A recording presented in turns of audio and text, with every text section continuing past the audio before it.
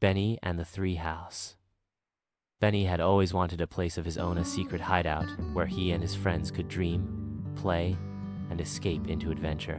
One summer morning, as he lay on the grass staring up at the giant oak tree in his backyard, an idea sparked in his mind. "I'll build a treehouse," he exclaimed. His best friends, Mia and Jake, thought it was the best idea ever. "But how do we build one?" Mia asked, scratching her head. "My grandpa taught me a little about woodwork," Benny said proudly.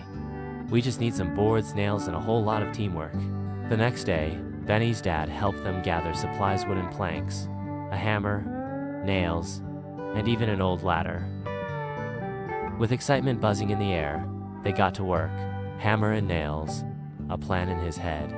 He worked all day till the sky turned red.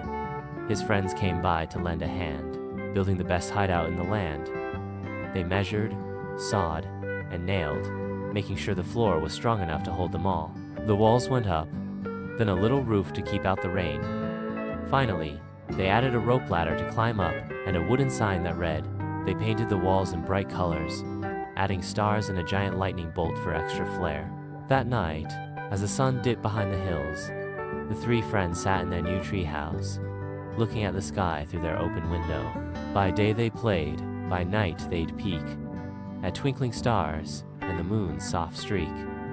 With laughter and dreams so wild and free, Benny's treehouse was the place to be. "This is the best thing we've ever made," Jake said, leaning back on a pile of cushions. "Yeah," Mia agreed. "It's like our own little world." Just as Benny was about to say something, a strange rustling noise came from below. The three friends froze. "What was that?" whispered Mia. Benny peered down into the darkness. Something was moving near the base of the tree. Was it a raccoon? A squirrel? Or something else?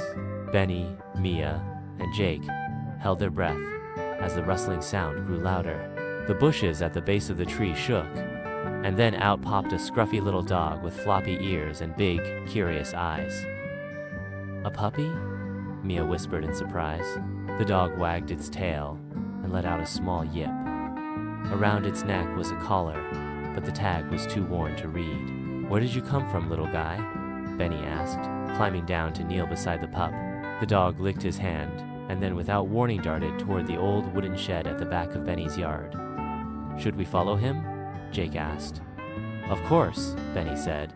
They ran after the puppy, who squeezed through a loose board in the shed's wall. Inside, the air smelled like old wood and dust. Cobwebs hung in the corners, and forgotten tools lined the shelves. The dog sniffed around excitedly, then started scratching at the ground. "What's he doing?" Mia asked. Benny knelt down and brushed away the dirt where the dog had been digging. That's when he saw it, a small, rusty tin box. He pried it open, and inside was an old, yellowed piece of paper. "A map!" Benny gasped. The map was hand-drawn, with winding lines, strange symbols, and an X marked near a place that looked like the big oak tree. "Wait a second," Jake said, pointing. "This looks like your backyard." Mia traced her finger along the map. "And this X, it's near the treehouse." Benny's heart raced. "Do you think something is buried there?" "There's only one way to find out," Jake grinned. Grabbing a small shovel from the shed, the three friends and their new dog rushed back to the treehouse. The map showed a spot just beneath one of the thick roots. Digging carefully, they soon heard a clunk, something hard beneath the dirt. Mia's eyes widened. "We found something."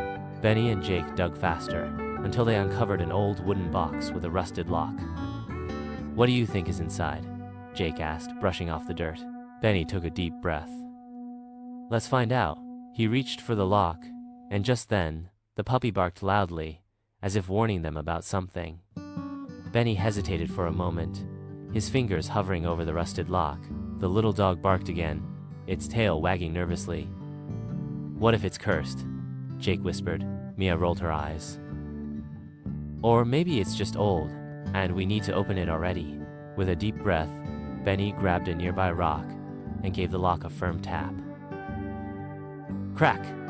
The rusted metal snapped, and the box creaked open. Inside, wrapped in faded cloth, was a small leather journal and a strange-looking brass key. Benny carefully opened the journal.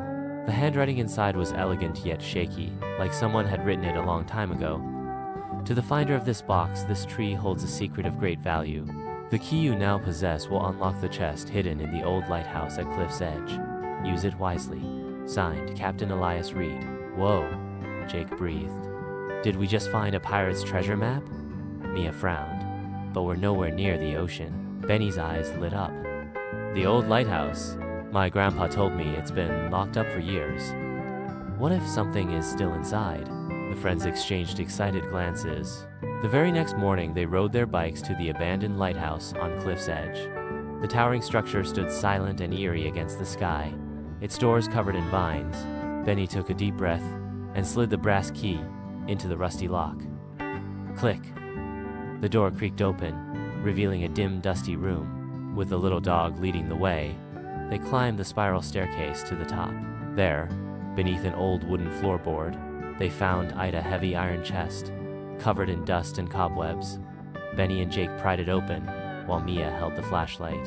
Inside, wrapped in velvet, were old gold coins, a telescope, and a beautiful locket with a picture of a young man inside. It must be Captain Reed, Mia whispered. A folded note lay on top of the treasure. This belonged to my family. If you have found it, may it bring you the same adventure and joy it once brought me. The three friends stared at the treasure, then at each other. What should we do with it? Jake asked. Benny smiled. I think we should take it to the town museum. This is history. Mia nodded. And the best part? We solved a real mystery. As they rode back home, the sun setting behind them, Benny looked over at his friends and the little dog that had led them to their biggest adventure yet. I think this was the best summer ever, he said. Jake grinned. And to think it all started with a treehouse.